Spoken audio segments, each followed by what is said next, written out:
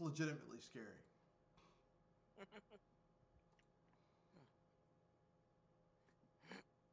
All right, and we are live with another episode of BS Busters, but this time I am not hosting this BS Busters.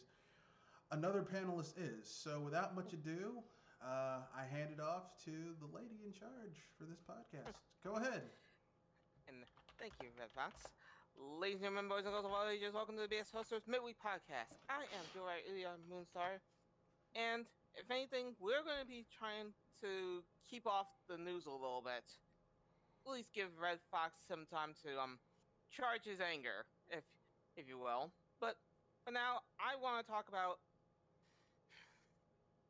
D&D, or specifically what's coming up in the future of D&D. For those that are not know, recently there's been a investors conference with Hasbro, and they were talking about the future of what's been going on, which included the idea of D&D 6e. And while some of us have some good times and bad times with Dungeons and Dragons, there are some things that we could hope for with D&D, and some things we hope that, well, they get thrown into a dungeon. Uh, So, huh? no, I was just gonna say I agree. Yeah. So, if anything, I actually want to hear what you guys think about Dungeons and Dragons so far before we go into what what you think the future is for D&D before we go into anything else. I'll let Kenosha go first because I'm not sure how much he's into D&D or if he is into D&D or anything like that. So I'll let him go first, and then I'll bookend it. Yeah. All I really know about D&D, or all I've really had experience with is D&D, is trying to start a game, but nobody having the time to invest the time into doing a game. So I've never You even poor started a thing. game. That's Yeah, it's just and I mean that was one of the good most things people don't about. have the time to do it. I mean that was one of the few good things about the shutdown was just all the extra time you got to play D&D style games.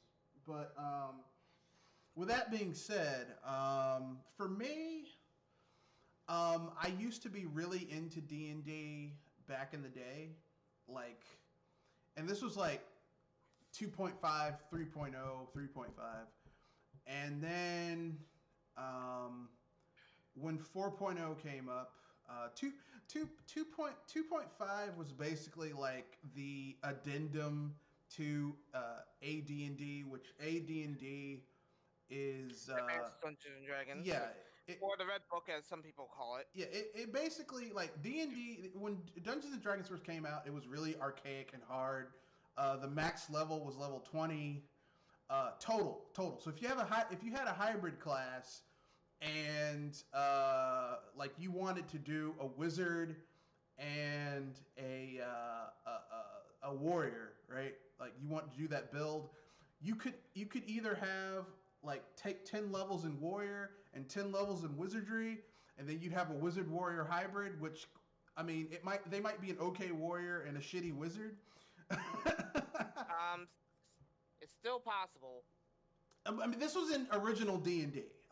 Like now, you can have hybrid classes that are actually kind of effective, but in original D&D, no, no. Like warrior, you could kind of do hybridizations.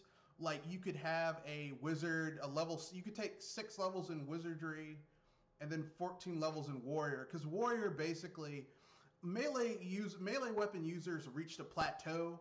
They were really useful in the beginning of the game because you could take on powerful Quite a enemies. lot, quite a group of enemies at the time, right? Yeah, and they had the health to pull it off. But towards the end, if your wizard stayed alive once they got up into like level 14, 15, 16, 17, 20, the wizard at level 20 is basically can destroy cities. Whereas a warrior, even with the most powerful magic weapon you could get in the original D&D, like they might be able to wound a dragon, but a wizard could be powerful enough in first edition at level 20. They were powerful enough that they could bargain with the dragon, and the dragon would honor the bargain. Whereas a warrior could just talk a little bit of shit and might be able to wound a dragon slightly and piss it off and make it even angrier. So like the power creep in original D&D was set up in such a way that, you know, warriors in the beginning of the game were really useful. Towards the end, at early levels are useful. Later levels are kind of like not really. Wizards start off really useless, but I was about to say, they start off squishy as gummy bears, and then they end up being the diplomats and kings of the world. Let me put it this way: in original D&D, if you were a wizard, a level 1 wizard, and an enemy, and say a goblin had a spitball gun, and they spit the spitball gun and it hit your wizard, it would probably kill the wizard. That's how squishy wizards were in the original D&D. You'd be lucky to see 7 hit points on a wizard, right? Less than that. I mean, 7 hit points was if you basically, if the DM was nice and gave you like, well, your wizard, while they were in the wizard's tower, they did morning calisthenics, which improved their vitality. So I'm going to give you a +1. Like that was lucky for you. Normally, from what I remember playing original D&D with some of my older relatives when I was a kid, basically a wizard's max health would be like 5 or 6. And normally it was like 3 or 4, because if you were a wizard, you'd put all your points into intellect and wisdom. Yeesh. Because those are your most important stats. That's what you need in order to do damage with your fireball or magic missile, which never misses. I'll be honest that I'm probably one of those people that would be trying to keep things balanced, and that'd probably be the killer for me. You'd be the shittiest wizard in original D&D, because you couldn't really be a balanced wizard in original D&D. You had to basically put like 1 or 2 points into vitality, and then everything into intellect and wisdom. So you'd basically be a really like in a fight, you wouldn't want your wizard to get into a fight because they didn't have the stats for it, because they might trip and stab themselves with their own dagger. So really, you needed your warrior there to take those hits, you know, and get in the fight. But yeah, I played a lot of AD&D, which was the second edition of D&D. It's basically, when you think of D&D, the normal rules that have become staple to the franchise and the series came about in 2.0 D&D, and then 2.5 and 3.0, 3.5. Then there was a split because a lot of people left because they didn't like the direction of 4.0, and they became Pathfinder. Yeah, that was probably where the big changes came up, in a sense. Well, because they went back to miniatures and models and like calculating charges and like tape measures and stuff like that. And that, like, I mean, I kind of dropped off at 4.0 because I was like, this is too much calculations to play this game. This is ridiculous. Like, I don't feel you should have to have an entire floor of your house dedicated to building the models for a campaign. I was about to say, you don't need 20 scrolls of locations in order to play D&D, right? Well, no, it's just in order for you to have an effective game of 4.0, you had to have the terrain. You either had to have the terrain, which meant spending money with Wizards of the Coast to buy all that fucking terrain, or you had to draw that map yourself. Well, no, that was if you were really cheap. If you went with someone who was cool, they would basically make their own terrain with paper mache or Legos, but that's still really time consuming. And I mean, if you played someone who was really into building their campaign, but the thing is like that kind of takes away from, like you have to plan everything out so much in 4.0 because everything is built on the environment, you building this environment, and the dungeons themselves. And it's like this kind of takes away from uh, individual storytelling and people bringing their own experiences to the thing, or having some interesting story beats that aren't like that are spur of the moment. Can't do that in 4.0 because everything's part of the dungeon. You got to have everything planned out. You know, it's ridiculous. So I mean, I was kind of like, I can't. I'm done. Yeah, and that's before calculating one little random variable: Yeah. the players themselves. Yeah, that's what I'm saying. You didn't like in 3.0 and 2.5 and 2.0, you could basically like if you had some people who were just acting weird and just wanted to kill a whole bunch of people in like people who turned in who went full on murder hobo in a D&D title, like you could basically say, okay, these people have gone full on murder hobo in this town. I can bring in this character to bring peace out of confusion. Now, if you're playing 4.0, unless you have a figurine for that character, it's not going to happen. like, like you can't legitimately just bring it out. Whereas, you know, in 3.5, 3.0, 2.5, 2.0, you could do that, no problem. Even 1.0, you could do that. Although in 1.0, if people went full on murder hobo, everyone was a lot less like if you found a magic sword in the first edition D&D, it meant something because it was like, man, do you know what I had to do in order to get this mithril this magic sword +1? Like, do you know what I had to do?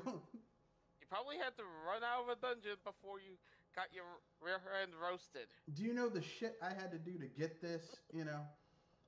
But anyway, sorry to go off on a tangent, but so D&D right now is just kind of like they're saying that they're gonna skip 5.5 and just go to 6, which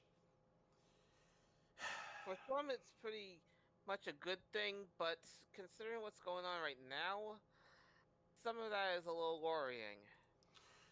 I mean, to be fair, I want to like D&D again. Like the tabletop gaming genre is good when there are multiple, just like any other gaming genre, like whether it's sports games, like Madden was great when, like, the football games were great when there were multiple franchises coming out with football games. Like, when you only have one company making football games, there's no incentive for them to do better. Like, 2D platformers were great when other people were coming out with 2D platformers and it wasn't all just Mario. And I know people are like, well, what about indies? Yeah, but indies don't have the clout to really pull off. Or the bulk to keep on doing it over and over again. Well, they just don't have the clout. Like I love Shovel Knight. It's one of my favorite 2D platformers, but Shovel Knight is not on the same level as Mario. They're not competing in the same sphere. You know, like back in the day, having different 2D platformers on multiple platforms, even on the same platform, was interesting because each one had their own flavor. Like Adventure Island is very different from Bonk, which is very different from Mario, which is very different from Donkey Kong Country, which is very different from Sonic the Hedgehog. Like, all of them are 2D platformers. All of them play completely differently. Now, it's like everything just kind of feels very samey, and that's the problem with D&D is like right now, the big tabletop games, you have Pathfinder, and then you have D&D.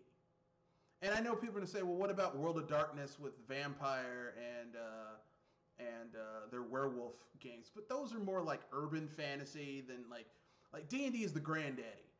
Yeah, and it's kind of, and I'm sorry to pull this one up in a sense because of the stuff that are going on right now, but having two flavors is like kind of like what's going on in our real world today with the politics. I wouldn't go that far. I would say that, I mean, I wouldn't use that analogy because it's too, it's overly simplistic. Divisive? No, it's overly simplistic. It's more like this. It's like we have two flavors of ice cream. We have vanilla and strawberry. Even if you love vanilla and even if you love strawberry, at a certain point You need more flavor. more flavors. Yeah, yeah. Not there's anything wrong with vanilla strawberry. It's just you need more flavors, and there isn't a lot of like unless you want to play some generic role playing modules, which the common term used in the hobby is Yeah. GURPS. Unless you want to play some generic role playing modules, like you're stuck with either Pathfinder, which is great. I'll keep it real. Pathfinder is great. In some ways, I enjoy Pathfinder far more than I've enjoyed D&D over the last two iterations.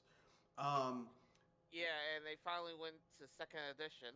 yeah, and they did their version of like even Pathfinder's version of Spelljammer is better than D&D Spelljammer, which is Starfinder. It's so much better. I mean, like, how are you fucking up like this? D&D.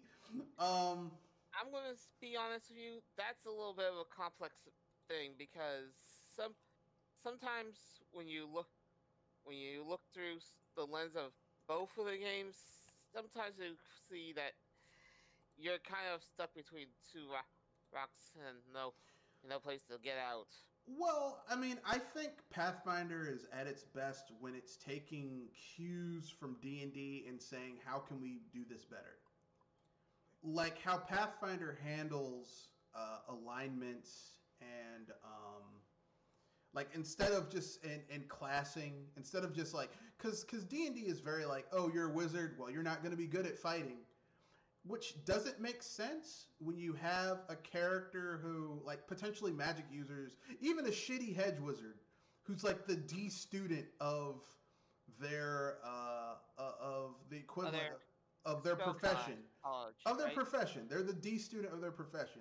The hedge wizard is like, oh, well, I'm the wizard in this shitty little village, and I make little poultices and love potions for the area around me. And I cure boils on someone's ass and and help Not and bad. help and help cat. That's not bad, but it's like, look, these aren't the people who, yeah, man. I'm such a high level wizard. I created a pocket dimension where I keep my floating castle. When it's not flying around, nuking infestations of goblins. You know, like there's that level wizard, and then there's the D student wizard who's like, yeah. I just I create potions to remove boils off of people's asses. Right? But even the shittiest wizard is going to live 200 years. And you don't think at some point they would have realized, I might be in a situation where I'm not going to be able to use magic. I should learn to use some type of martial weapon just to keep myself alive and get the fuck out of that situation. At no point did they figure out how to use a punch dagger or get good at using a staff like Robin of Locksley. That doesn't make any sense. Well, Pathfinder says that doesn't make any sense. Let's build in the fact that as a magic user, you would also prepare for times where you can't use magic. So here's a martial weapon proficiency that isn't taking away from your ability to use, Meh, it ain't taking away from your magic, but at least gives you a chance to cover your rear end Exactly. if you're out of magic and Exactly. you don't have any mana potions to drink. Yeah, that's kind of like where D&D kind of falls apart for me. Like, and I hope with the next edition they basically do something. I think the thing that they use for covering that rear end in 5e would be cantrips. Yeah, but cantrips kind of break the game. they kind of break the game. They kind of break the game a little bit. Personally, all I'm saying is this: I would prefer them to add a bit more realism to the next edition of D&D.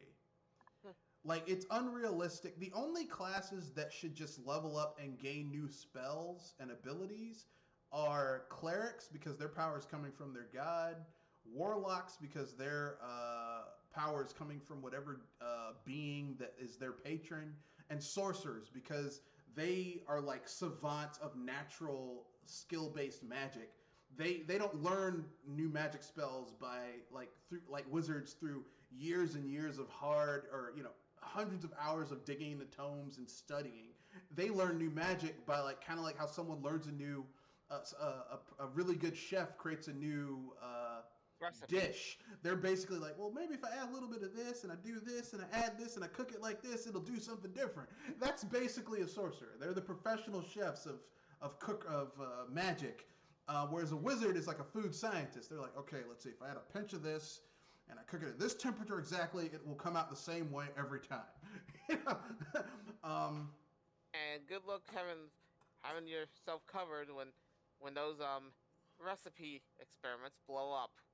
Well, I mean that's why I said that's the difference between a D wizard and an A plus wizard. Is the D wizard is the fucker who fucked with their recipe and didn't get it right. The A wizard's the guy who's like, okay, not only have I mastered this recipe, but I have refined the amount of ingredients I have to use. So you thought that normally with that particular spell you could only cast it 10 times before you had to rest.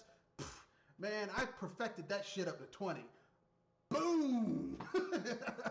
That's why I'm a master level wizard, and you're the fucker making potions, taking boils off of people's asses. Oh. Yes. But I mean, that's all I'm saying. D&D kind of I hope in the next one they overhaul some of the character progression mechanics, because it's too gamified.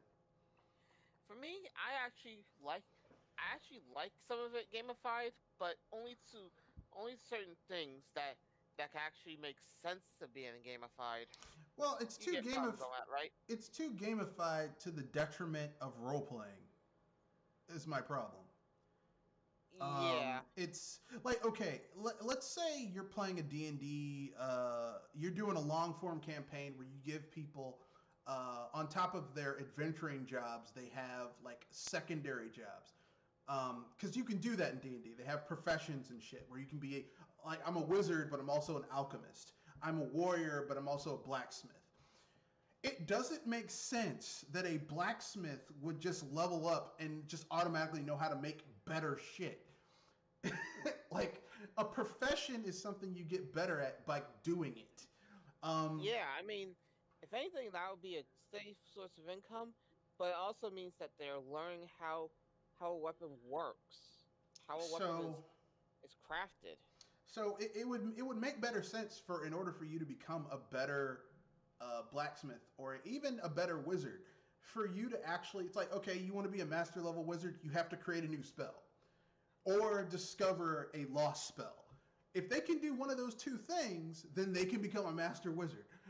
Because this is wizards are the name is in wizard comes from the Old English word wizened, for wizened. Okay, it means wise. These are people. Wizards are highly educated people in the D&D universe. So the whole point of being a wizard is to become intelligent enough to extend your life and learn more about magic.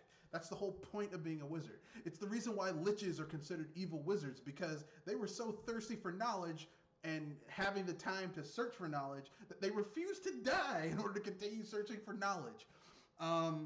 So I mean, D&D has become too gamified for its own good, and where Pathfinder has kind of said, okay, this shit doesn't make sense. Let's make it a little bit less gamified. D&D doubled down on the gamified aspect of it, which kind of, to me, I wish they would make it better.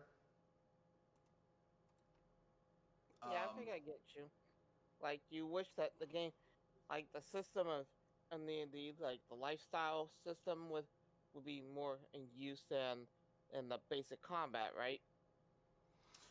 I mean, combat is okay being gamified, but character progression, leveling up, it doesn't make sense that it's always just so gamified. And well, you just level up and pick 3 or 4 new feats and abilities and spend some skill points to learn that. It's that doesn't make sense to me. Or at least it's too gamified for me to enjoy, which is why most of my tabletop games I play now are either Homebrew or Pathfinder or Starfinder. Or Shadowrun, which is based on the karma system, which is, you know, a lot better to me. Or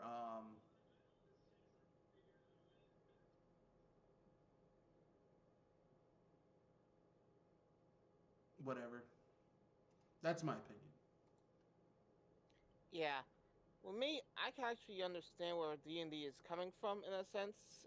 Though, then again, I'm kind of the new person in town since I got into 5e. And I see there's some mechanics that would be great to keep around. Like, actually, like some of the multi-classing and being able to actually understand some other stuff. Though I honestly kind of think that one of the things that should be kept in the dungeon for a while, or forever in this case, maybe the alliance system since, well, It when was wasn't the last handled time well.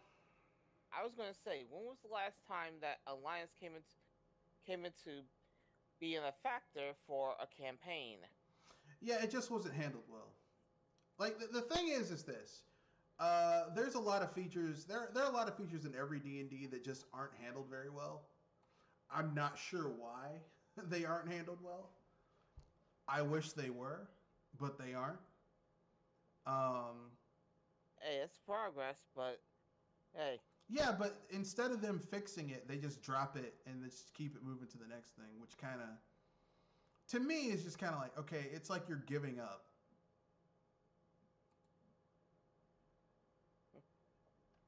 So,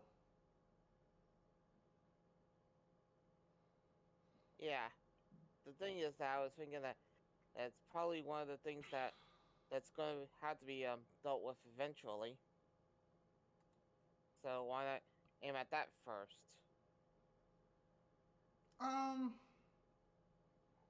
I mean, they probably Unless there's could. a big, unless there's a bigger fish to fry. I mean, they got to do something. Yeah. Though, if anything, I kind of feel like like the like the stat bonuses are kind of a moot point as in you as in how you allocate your stats for making a character. It kind of is basic as far as, well, as long as long as you add points in, you'll be able to get out of the red. And, well, basically I see this. Why not start everybody out at at the same point of a human being in D&D, which is 10 all around, and basically say that if you get stronger in your class by doing some great feats, find find some magical piece of intelligence, or somehow charm a dragon to stop burning your rear end for a minute, then you actually final then you actually get a stat boost instead of, well, level up, get getting to getting to stat boosts. I Yeah, reality. I like that idea. I think that instead of doing that, like there should be a baseline for each race, and then you do your backstory, and your backstory determines like What lessons you'll have? what pluses and minuses. So, like, if you're a warrior, if you're a soldier who was in a war and you were wounded, and that's why you left, and you lost an eye, obviously your dexterity is going to go down, or your awareness is going to go down because you're missing an eye, right? So that's going to be a negative. But It's going to be a cut, right? you're missing an eye, so you're gonna so your dexterity is gonna go down because you're missing an eye, right? Obviously, your depth perception is gonna be off, but your other stats are gonna go up because aside from missing your eye, you seem to be relatively healthy. Like you have the muscles and the muscle memory. You just have to relearn how to get around. And they're like, well, okay, so during your childhood you grew up as a street orphan, so you're gonna have some, and you had to do what you had to do in order to survive. In some city. So that would give you, let's say, a trait that says, like, they should take cues from really good computer RPGs in character building instead of just gamifying everything with, gotta roll these stats. Guess what I did with these rolled stats? It becomes too gamified for its own good. It goes back to my original point. It becomes too gamified for its own good. And obviously, having 10 all over doesn't really work because of, different races have different base stats for the average. Like an elf having 10 stats all over would be a pathetic elf in elven Yeah, that's the thing. society. I was saying that having a 10 all around for the species would probably be the thing, though. 10's all around for one species is different from a 10 for another. Yeah, so it would have to be what is the average for that species. But I agree with you right there. If it was the average for each species, it could totally work.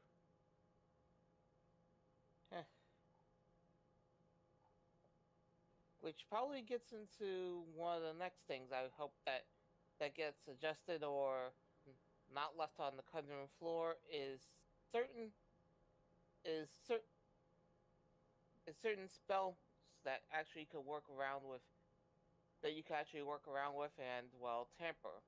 I mean, there's a good number of spells in D&D that could be really interesting and handy, especially if you're not in battle.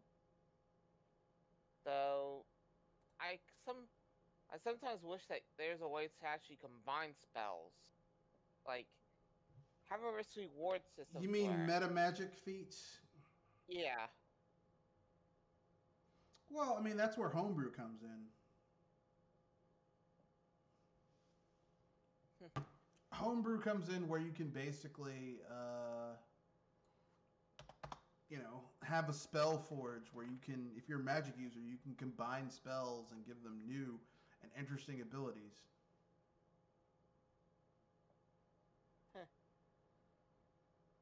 Sounds like something interesting. But I think we've bored Kenoshi enough. You have anything you want to add to the?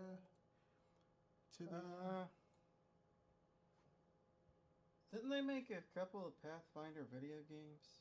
Yes, they made one, and they're going to make another one. Pathfinder Kingmaker, which is actually pretty good. It's like the best. It's like take the best aspects of Baldur's Gate and Neverwinter Nights, and just those two games, and then you've got whatever.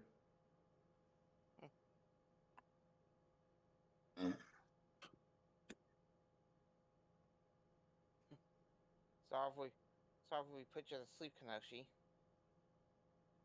I don't have anything against D&D. I just never knew anybody that was really into it. There was a guy in college that was trying to get a game started, but nobody had any time to do it. Yeah. And I didn't know anybody in high school that, did any of that sort of thing. I knew people that played video games and stuff, but didn't really know anybody that was in the D&D. It's a big time. It's a big time investment. Well, I went to Catholic school, and when I was in high school, and all the kids that I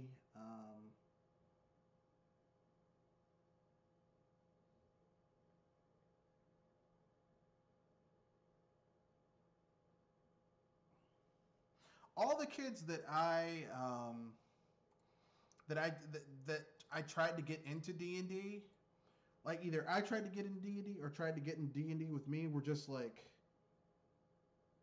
okay, or you're trying to worship Satan? Well, the thing is this. I went to 2 Catholic schools. The first Catholic school actually was the kid that got me into D&D. I should say back into it. And he was actually cool. They had no problems. The second Catholic school I went to was filled with really, really Orthodox Catholic people, and they were like, "This is satanic." And I was like, "If you can prove why it's satanic, I'll agree with you." But they couldn't. Huh.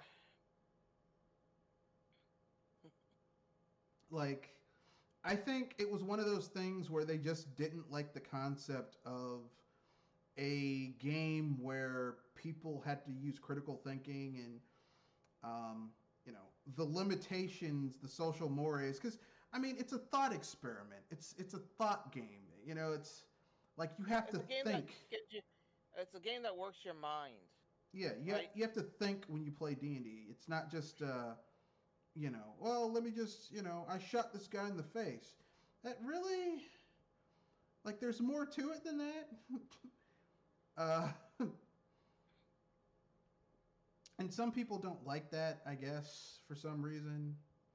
They don't like thinking hard about things or anything. I don't know why, but anyway, love me some D&D. It's one of my favorite. It's one of my favorite. Or I should say, it got me into one of my favorite pastimes, which are tabletop games. These days, I'm more into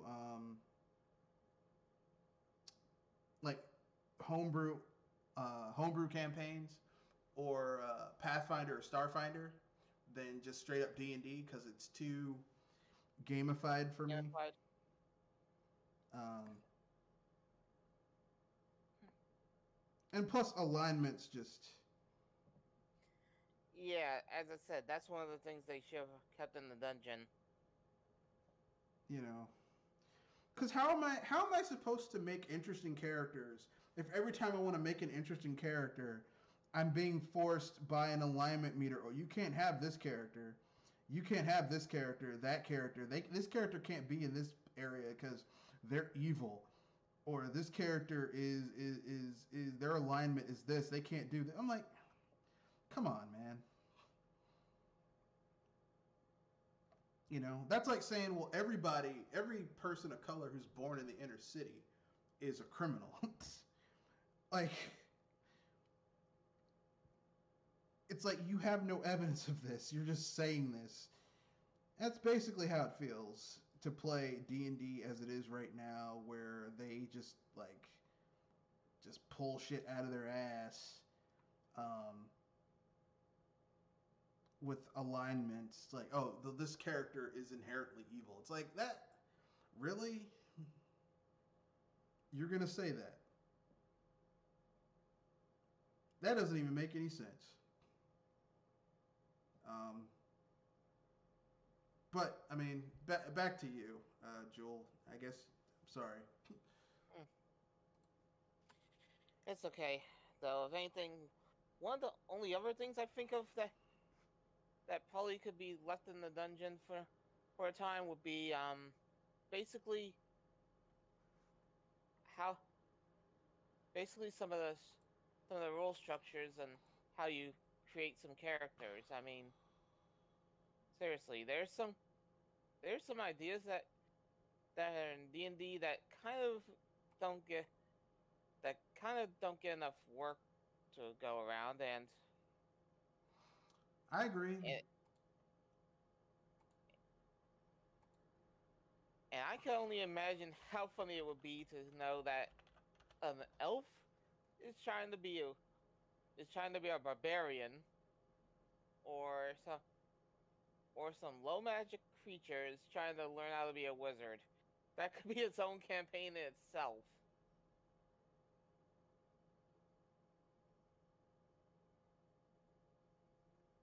I could see that. Um,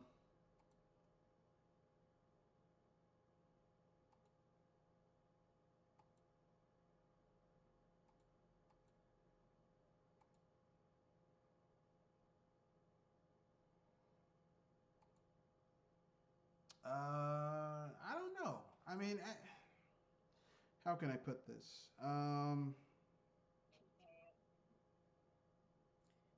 It's a little more difficult than it's putting on, isn't it? No, I'm trying to find the words to say what I want to say without sounding like a douchebag. My issue with a lot of games these days is a lot of D&D titles is well D&D games in general is that they focus too much on inconsequential things. Um, and like I mean this isn't the game itself. I guess this is DMs. I personally think that the books, the manuals that they write to get DMs, to give DMs ideas for how to construct campaigns, like they need to be a bit more creative.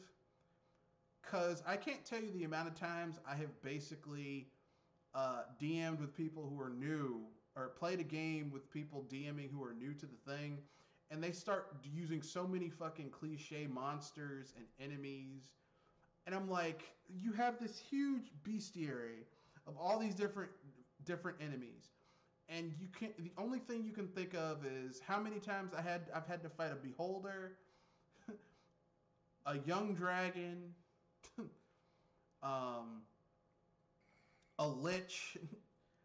I'm like, there's so many other enemies you could use. Hags. I mean, sometimes the big bad doesn't even have to be. You can just have normal evil people. You ever think about that?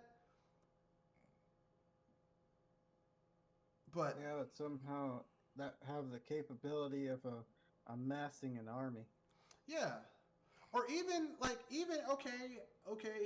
some guy, like you can have personal stories that turn out to be something bigger. Like okay, some guy is you're in a city, a cosmopolitan type city, and one of your player characters' sister's been kidnapped.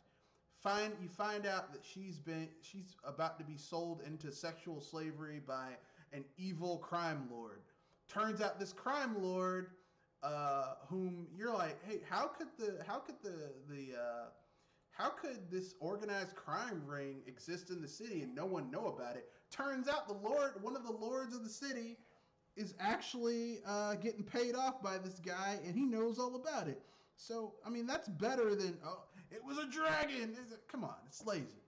It's fucking lazy. Uh, Jewel, it, I'm still here. So if anything, I was about to say that I kind of get where you're coming from with that. it's just, I mean, if I have to go through one more campaign with someone and they're like, "Hey, it was a dragon," I'm like, "Come on, man. Why is it always a dragon?" Yeah, I mean, come on. At least give us campaign modules that know how to start with your with your heroes and stuff. Like, give us give us a gangster that is near our level and trying to raise some Hades, Yeah, yeah. and then grow into the grow into these cults that are trying to raise the dead, make some noise, Well, that's and my thing. then I don't want it to go into cults that are trying to raise the dead. Like, there's enough fucked up shit without it having to go to a death cult. Like a guy who is kidnapping uh, women off the street, young girls and women and children, to sell into slavery, who's paying off a lord, who himself, like, this is all destabilizing the region because he's kidnapping, uh, you know, children and young people and women from all different types of races and species.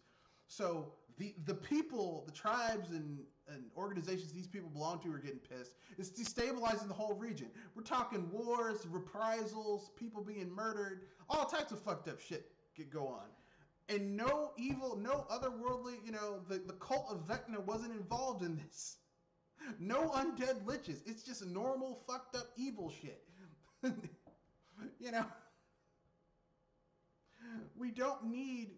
not everything has to be this epic save the world campaign. Sometimes it's like, look, we got the evidence on this guy. We killed the crime underworld boss, but shit, now that we killed the crime underworld boss, all these other people are trying to vie for the attention. So now we basically have become the de facto underworld bosses that are keeping all these other underworld bosses from going to war and turning the city to a bloodbath. And we own this nice tavern that used to be the guy's headquarters. So you give the player character something out of it. I'm just simply saying that, I mean, this isn't really a flaw with D&D. This is more like a flaw with a lot of the people who DM D&D. They basically are too cliche with their campaigns. Yeah. You know, it's like it was that character the entire time. It's like, come on, man. It's like watching a Marvel. It's like reading a Marvel comic where Doctor Doom isn't the villain. You're like, oh, it wasn't Doctor Doom. Thank God. It's like you saw the last new Star Wars trilogy film, right? Kenoshi. Oh yeah, I saw all three of those. Were you pissed when they reused Emperor Palpatine? Yeah, it's like, this is stupid. What? Why are you reusing the? He should be dead. Exactly. You were like, you couldn't come up with anything more original than Emperor Palpatine again. I mean, literally, the last film was Return of the Jedi, but done shittily. That's what it was. Even to the point where, like, he's like, you will join me or die, and let me shoot force lightning at you. I mean, it's just lazy. It's...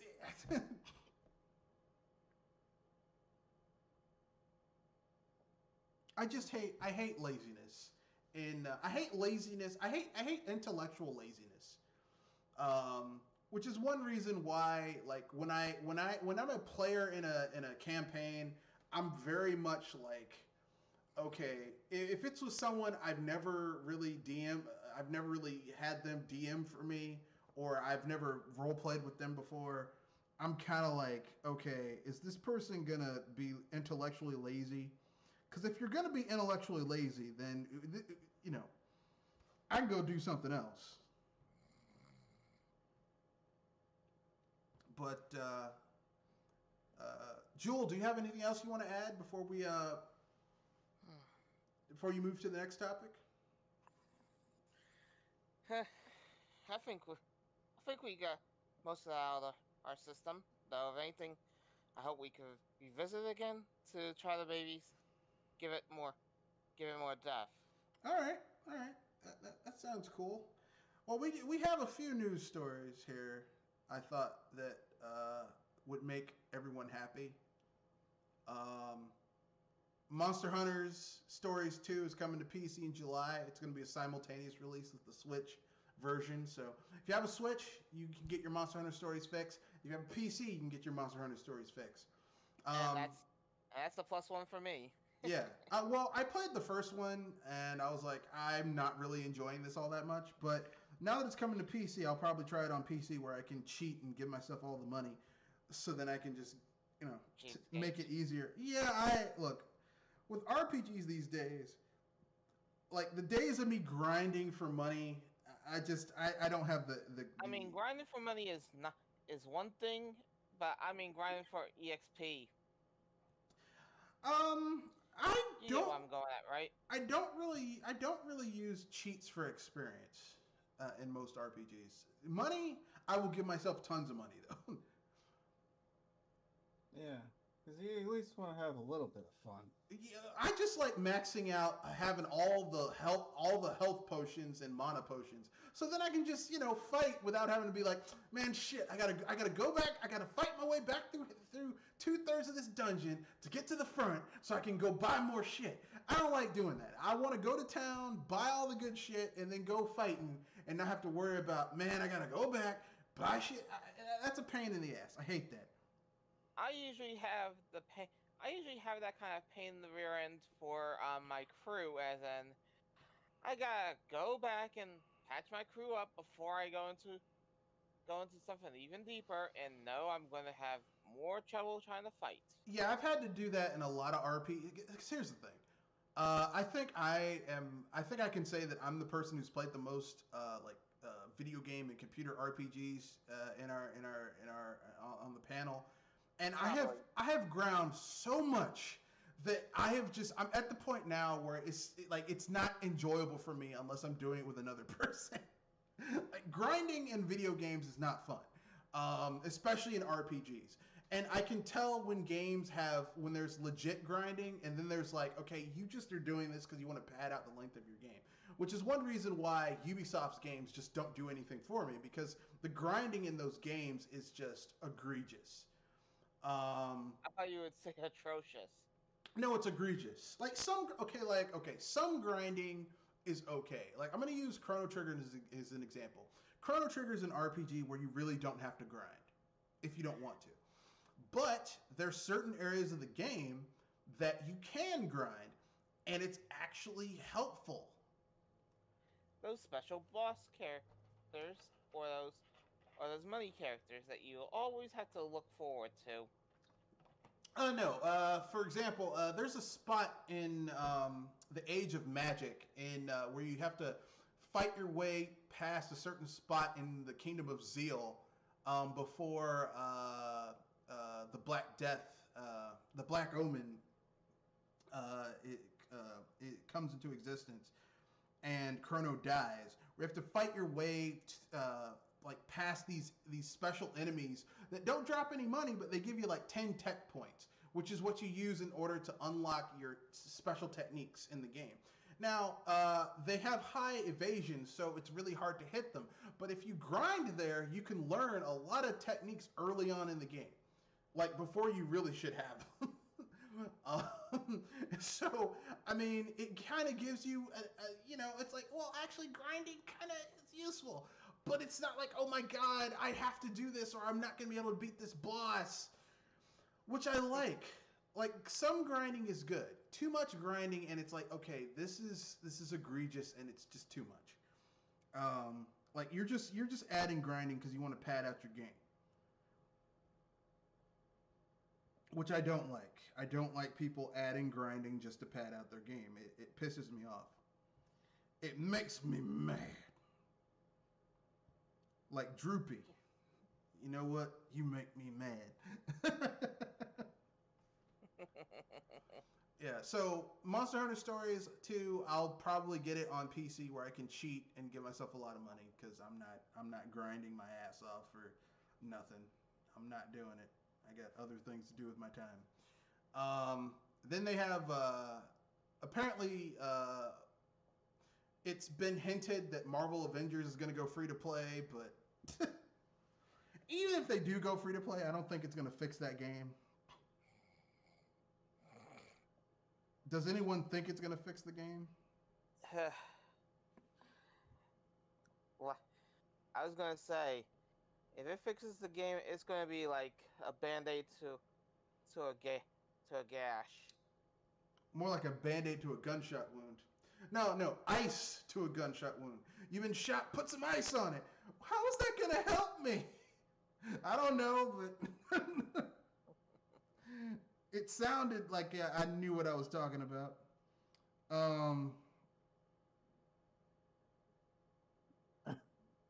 But that's my own personal opinion. I could be wrong.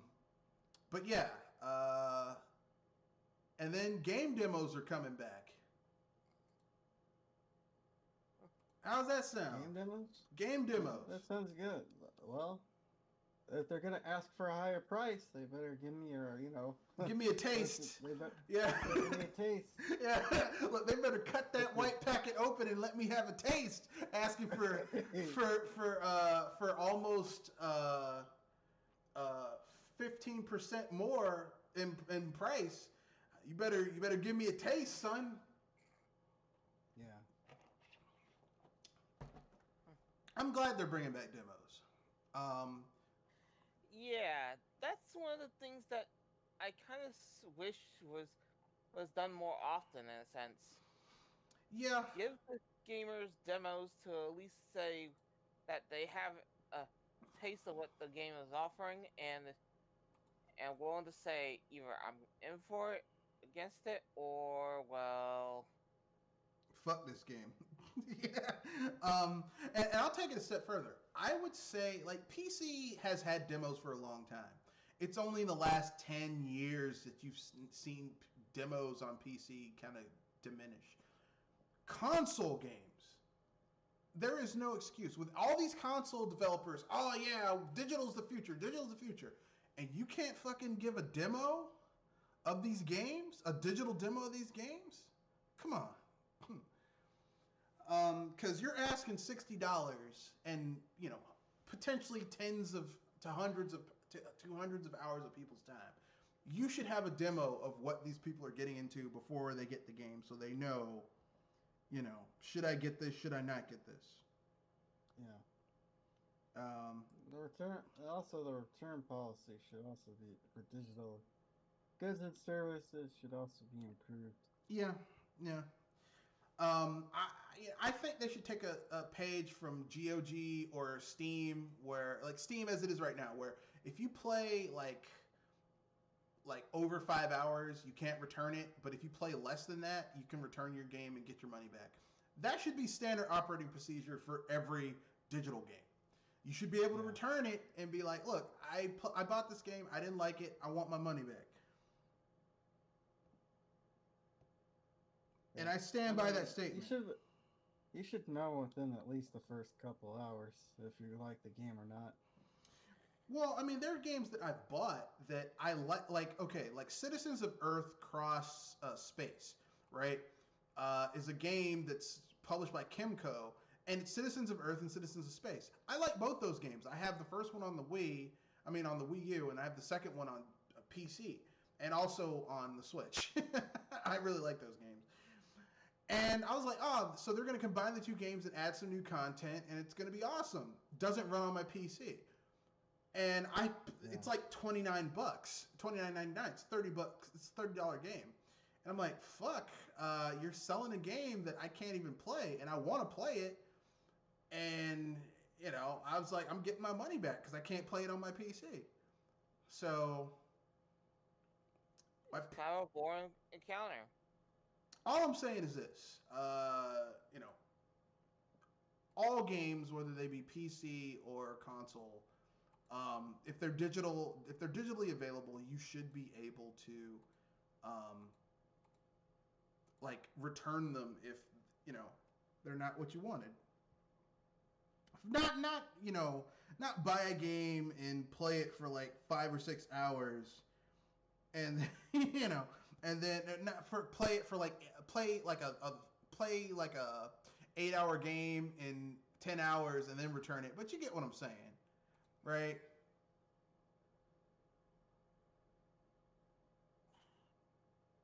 But that's my opinion. Yeah. And I know some people are going to disagree because everyone disagrees with everyone's opinions because everyone's opinion is different, as we all know.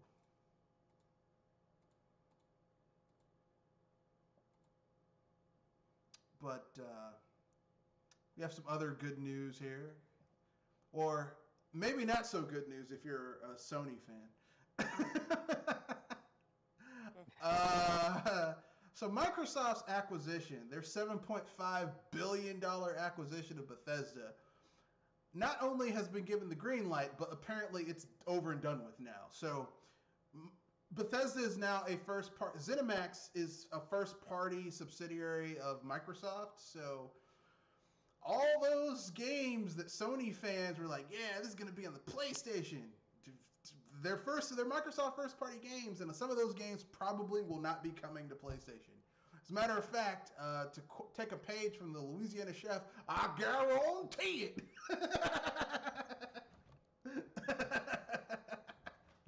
What are your guys' thoughts on that? For one, whoever made that channel clearly has to learn how to diversify. But I say that at least there's some hope. Even if small.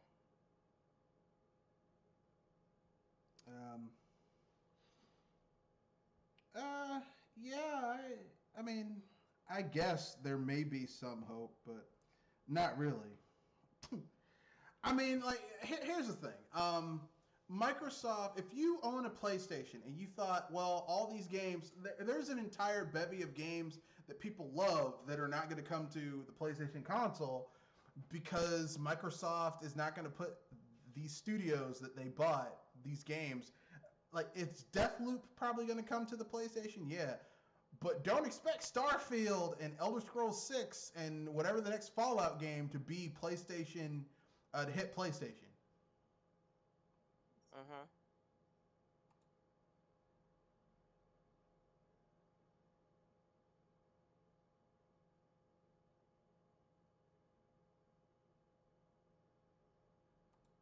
And that's all I'm saying.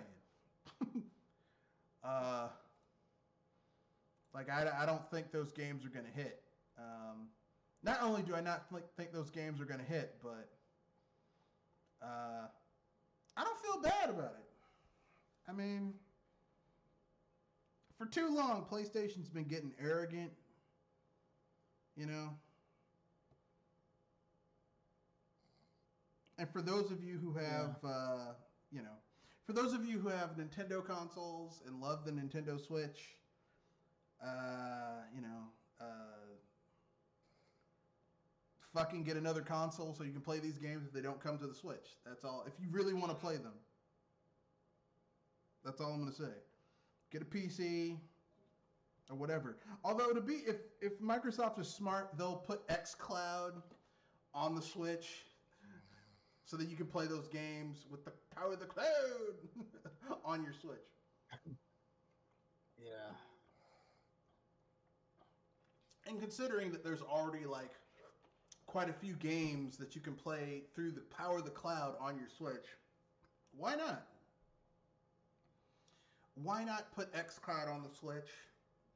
You know, maybe charge Switch people like $5 more so Nintendo can get their cut, so it keeps them the fucking quiet about it. And then you get access to a huge library of other games. Microsoft gets their money, Nintendo gets their money, and everyone's happy. Except for Sony, because either way, they're fucked. Which leads to some more good news. And this is where the fanboy in me came out. They're making a new TMNT game. They're making a new TMNT game.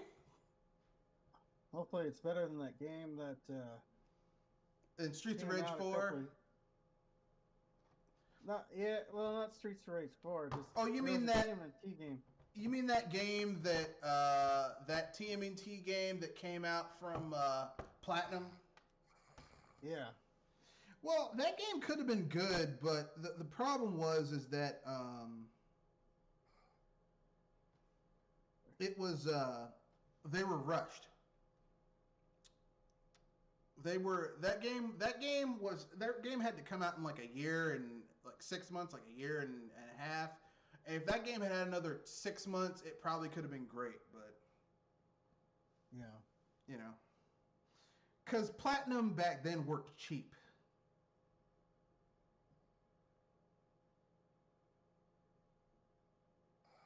Yeah. And when you work cheap, things get cut. People take advantage of you. Yeah. When you work cheap and people are like, okay, we need you to do this, this, this, and this.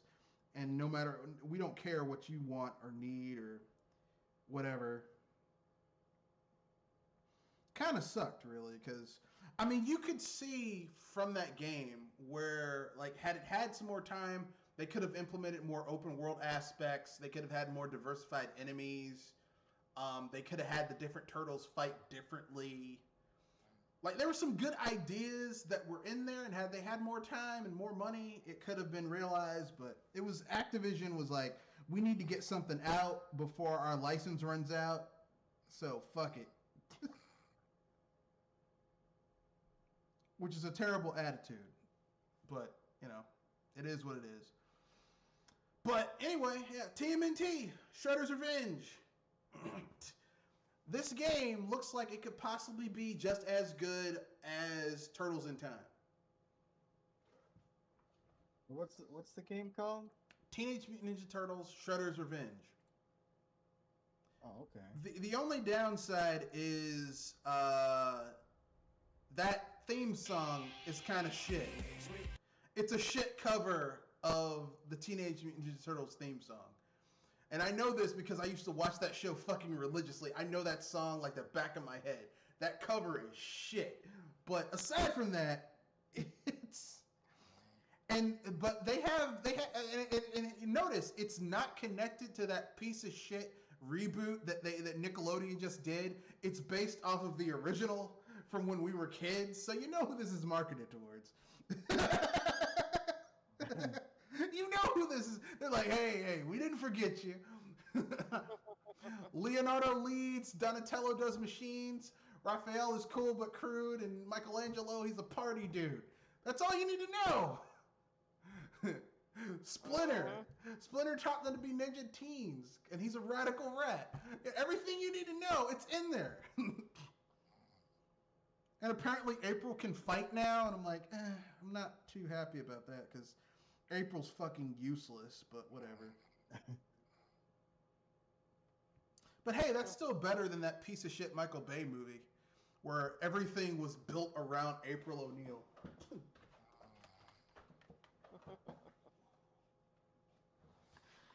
Yeah, I do agree, though.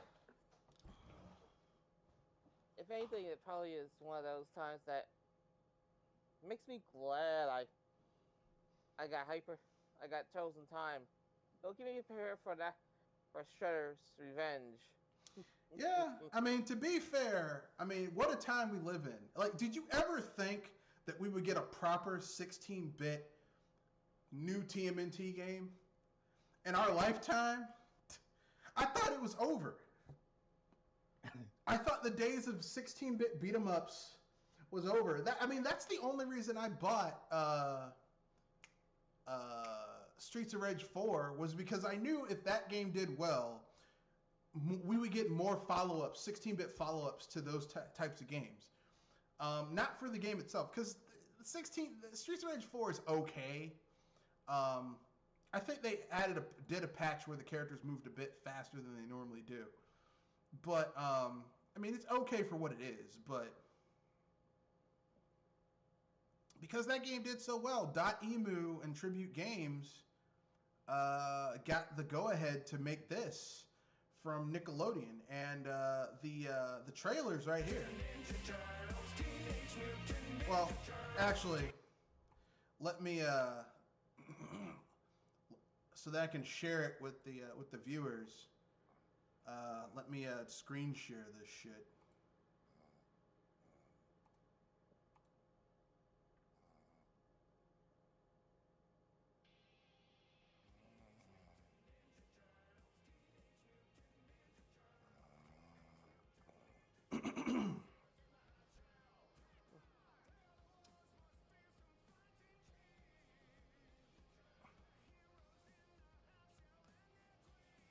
So it's Teenage Mutant Ninja Turtles. With a shitty cover of the 80s theme song. But if you can get past that, and it has the hot April O'Neil with that yellow jumpsuit. That yellow jumpsuit, when she gets tied up by the foot soldier, she breaks the rope by taking a deep breath. Cause she's blessed. And they've got a lot of cool enemies in here. They've got Triceratons, Rock Soldiers, Bebop, Rocksteady. Super Shredder. It's awesome. When I saw this brought a smile to my face. This is all we wanted. I don't know why everyone kept on fucking this up. Like Ubisoft did that shitty ass remake of Turtles in Time. Yeah, this looks like a high quality Super Nintendo game. Yeah, this looks like an idealized Super Nintendo game, and I'm okay with that. I do not. I can get behind good pixel art. That is for sure. Yeah, it's like how like Shovel Knight was like an idealized 8-bit game. Yeah. This is an idealized 16-bit game, and I'm okay with that. Like, Like, I don't know why people are always. I don't know why every time these companies get a license to something, like we're making a reimagining of this, like that reimagining of Turtles in Time from Ubisoft during the 7th gen on the PS3 and the Xbox 360. I'm like, what the fuck is this shit? Like, because I grew up on Turtles on Time on the SNES. That is a good game on the SNES. Damn near untouchable. Like, it's one of the best beat 'em ups on the system. Okay, and the SNES had some good beat 'em ups. Matter of fact, all of the 16-bit generations had good beat 'em ups. Whether it was on the Sega Genesis or the Super Nintendo, you could pick 5 great beat 'em ups on both of those systems. So, anyway, it was great, and I loved it.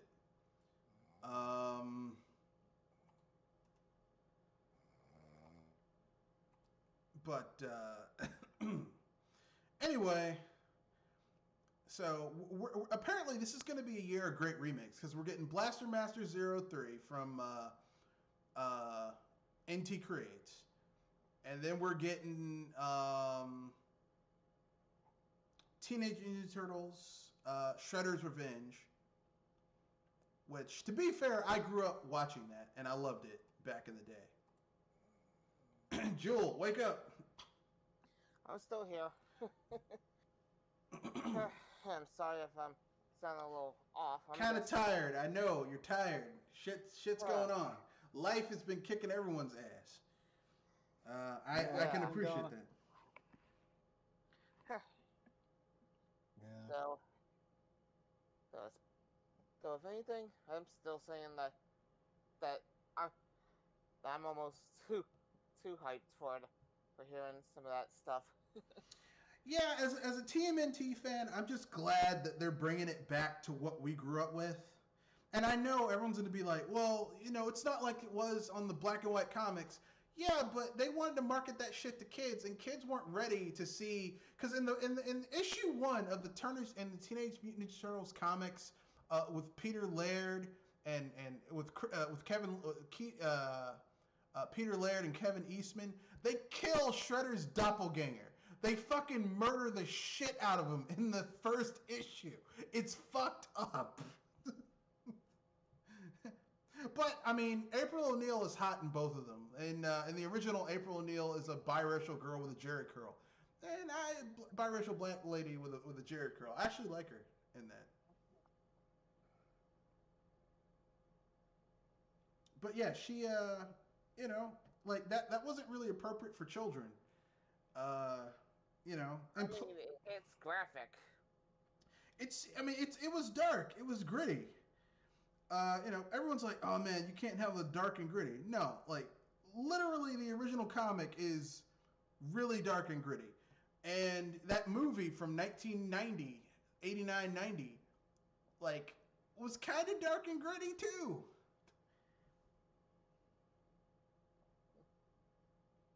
But we dealt with it because, that's all we had at the time. But anyway, TMNT is back. Great things are coming. So I guess we can go with, finish it up with our A-hole of the week. If someone wants to share, who would be their A-hole of the week? Oh, sorry, no, we're not A-hole of the week. We're unpopular opinion. Got my days mixed up. Yeah, I was about to say, you kind of goofing on me here, Fred. It was on me. So, anyone have an unpopular opinion in video gaming? I got one, and it's probably going to grind somebody's gear, but I say the people that are not into grinding for skills, for levels, and basically are in for the story. You should be playing movie games, not RPG games. I would agree with you, Joel. Except the thing is that I have ground too much. I'm ground out. Like it's like when I was a kid, I used to spend every summer with my grandparents, and my grandparents, what they ate in the morning were grits. I'm sorry, Red, but you're still wrong there. I love now. Here's the thing. I look. Grits are great once every once in a while. But if you had to eat grits morning, sometime for lunch, sometimes for dinner, for 3-4 months, for 6 or 7 years, every summer, 5-6 days a week. After a while, you would get tired of grits. And people wonder why I'm the RPG person in this group. No, I could tolerate the grind of the RPG. I could tolerate no, I'm totally into the grind if the grind is appropriately calibrated. But if you're making grinding a chore just for the sake of it being a chore, then I have a problem. But like I said, when I do use cheats in RPGs, I don't use cheats for experience points because it breaks the game. It takes away the enjoyment. I use cheats for money because I'm not grinding for cash just so that I can afford a slightly better sword.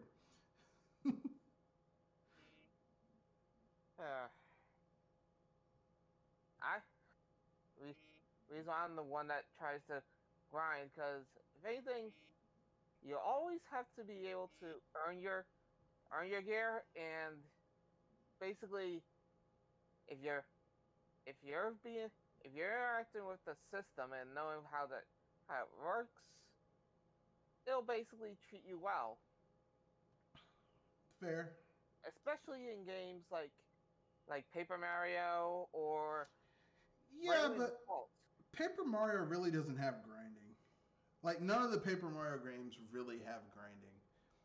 Like I would say the only one that kind of sort of has grinding is Thousand Year Door, but even then it's like once you get high level enough, enemies become a joke in that game. I was about to say, wasn't there a badge that stopped the easy enemies for you? Yeah.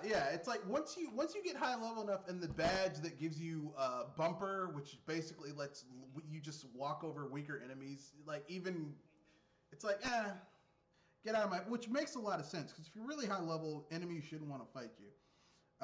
It shouldn't even be a issue.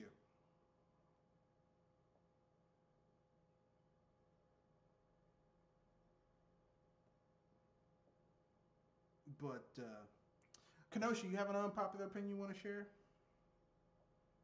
about gaming? I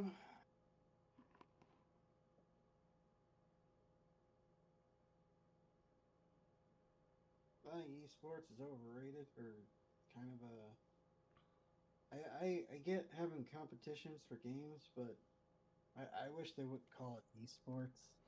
I agree. Call it something else. I agree. They should call it competitive gaming. Yeah. But to call it a sport is offensive to people who are actually in physical sports. Because like there's shit that there are people who are really good in sports that no matter like in esports, if you train hard enough, you can get good enough to play in an esport. No matter how much you train, you might not ever be able to make a three from a half court shot from in basketball. Like it's just physically you're not going to be able to do it. And it's offensive for people playing video games to equate themselves to athletes. But whatever. I agree with you. It may be an unpopular opinion, Kenoshi, but I agree. Here's my unpopular opinion. My unpopular opinion is this. I think that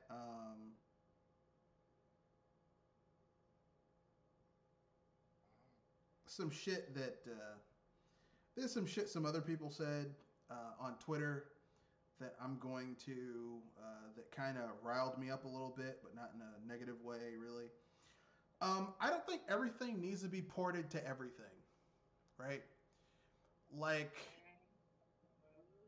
I saw this person on Twitter, like someone said, "Hey, they're making a new TMNT game," and this guy's like, "Yeah, I hope they port it over to the Switch." And I'm like, why don't you just play it wherever the hell it is? Like, why does everything always have to be ported over to your system? Right? Yeah. For some of us, we can wait. Some of No, us not can't. even that. Some shit is just never going to come to the Switch. And if you want to play it, That's you'll it. have to get that shit on something else. That's just the way it is. Like, I don't Yeah. know why people are always like, well, why? Because here's the thing. When I was a kid, there was certain shit that was on certain systems, and that was just the way it was. Yeah, Okay? and that's what I was going to say. That if it's marked for the Switch and another console, be patient and wait and see how it turns out.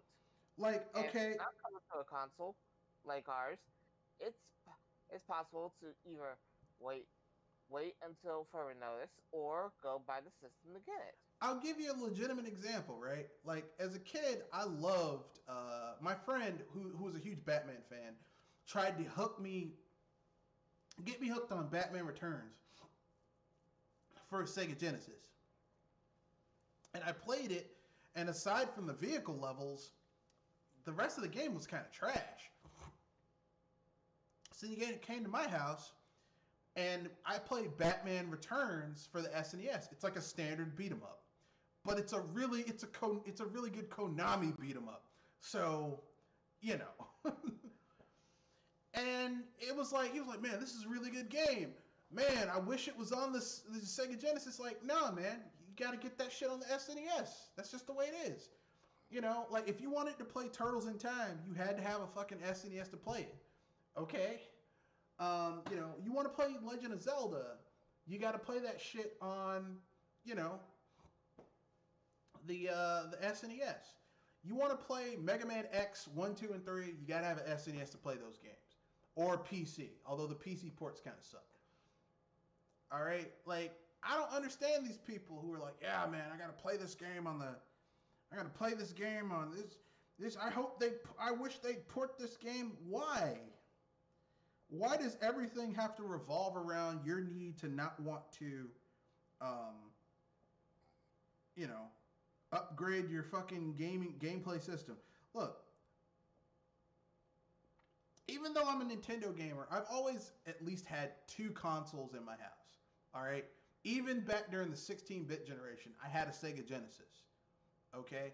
When the N64 came out, I had an N64 and a Sega Saturn, and then I got rid of my Sega Saturn and got a PlayStation. Okay? I have always had at least 2 systems in my house. All right?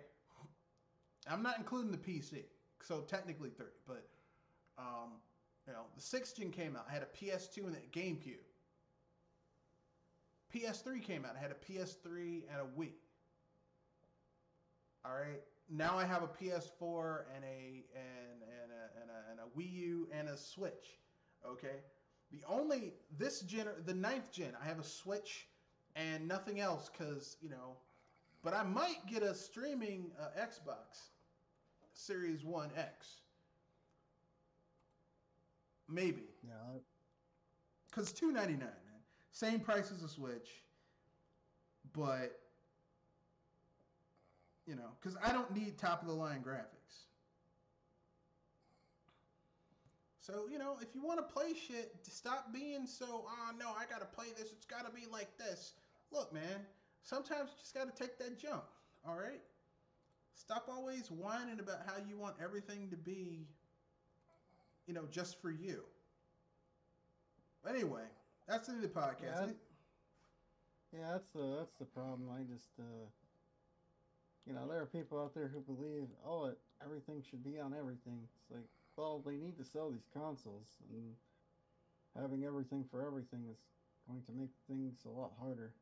Yeah, but not just that. It's just like, I mean, you're not gonna have everything for. It's like saying I want every book to appeal to every single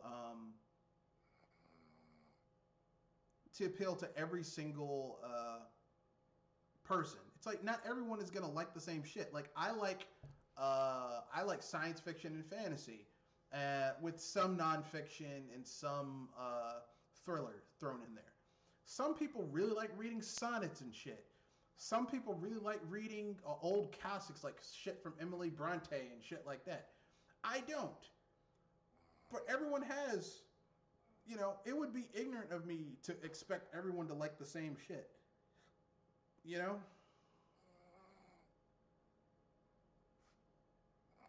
But whatever. That's the end of the cast. Rate, comment, share, subscribe. Peace, good night, and Have responsibly.